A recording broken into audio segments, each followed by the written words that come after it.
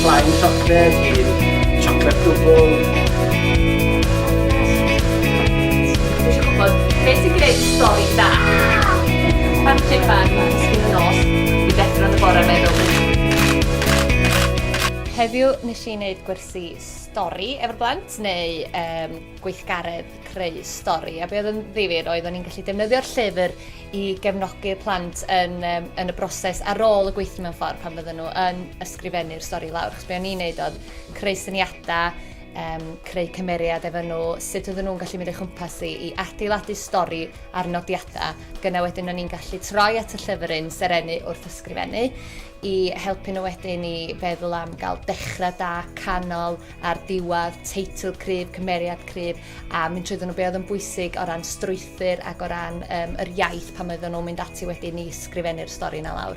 A mi oedd y llyfryn yn wych, so oedd o'n weledol iawn ac oedd pawb efo'r llyfryn o'i blaen o ar ei traed o'i blaen nhw ac oedden nhw gyd wrth i bod yn bodio ac yn troi'r tudalennau.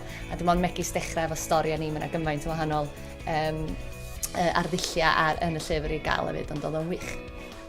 Wel, oedd y plant wedi paratoi tyfan bach cyn ni, wedi meddwl am gwestiynau i holi fi'n dwll, i wybod pob dim amdana i ambell un yn gofyn mwy na beth o'n i'n disgwyl, gofyn os oedd wedgen i gael da fi, neu gofyn beth o'n i'n hoffi wneud, pa chwaraeon, beth o'n i'n hoffi fita.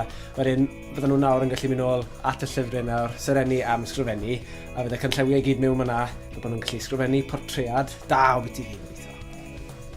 Teimlaf bod y llyfryn Serennu ysgrifennu yn ddefnyddiol dros ben yn y dosbarth.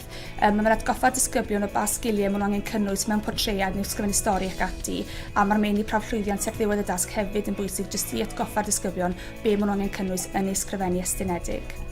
Mae'r llyfryn yn ddeniadol ac yn lliwgar a maen nhw'n bwrpasol ar gyfer bob wers, a fi'n lle gweld bod nhw'n cael lot o ddefnydd ar lawr y dosbarth.